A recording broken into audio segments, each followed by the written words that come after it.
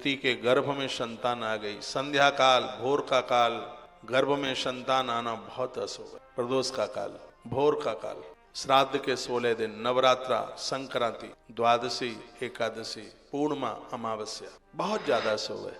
यहाँ तक कहते हैं कि चांडाल प्रवृत्ति की औलाद हो। महात्मा की आंख में आंसू आ गए, साधु रो पड़। महात्मा कश्यप ने कहा, दिति निर्लज्ज, तुझे लाज नहीं आई। सगरे देवता आहुति के लिए प्रतीक्षा में यज्ञ कुंड, यज्ञ मंडप, और तू सांसारिक कर्म में, वासना में तू डूब गई। तो इसके परिणाम तू जानती है। ये अशुभ काल में तेरे गर्भ में संतान आई है, राक्षस पैदा, और तूने 2 बार मेरे साथ भोग किया, तू मानी नहीं, 2 राक्षस पैदा होंगे।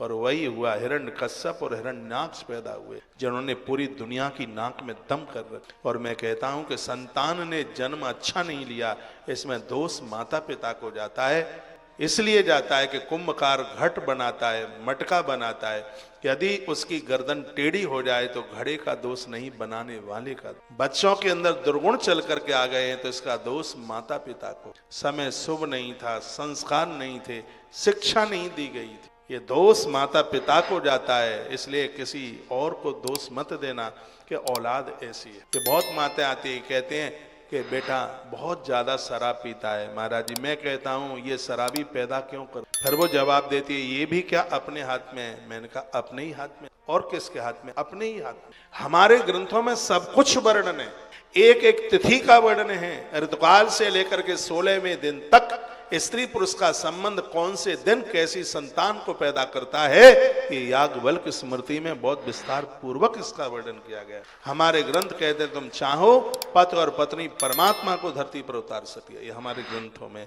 लेकिन दुर्भाग्य यह है कि लोगों ने ये कथाएं सिर्फ पंडित पुजारी वक्ता महात्मा लोगों के लिए सीमित कर दिया है। ये कथाएं हमारे लिए नहीं है, ये उनके। ऐसा नहीं है, ये हमें कथाएं जागृत करती हैं, धन कमाने का साधन नहीं है।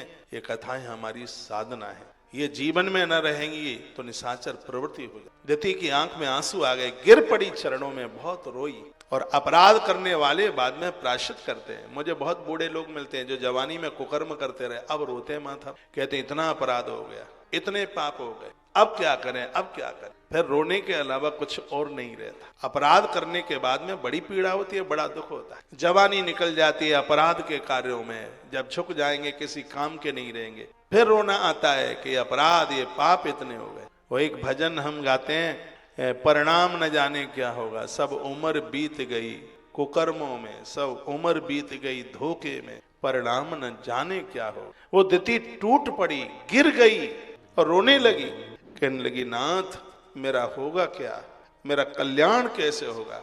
साधु तो बड़े महान होते हैं, थोड़ी देर के लिए उन्हें क्रोध आता है, थोड़ी देर के लिए गुस्सा। उन्होंने कहा राक्षस तो पैदा होंगे, तो मानी नहीं, तूने मेरा व्रत खंडित किया, राक्षस पैदा होंगे, लेकिन तेरा जो प्रपौत्र होगा वो भगवान का परम भक्त होगा, जिसका नाम होगा प्रहलाद, वो कल्याण कर देगा।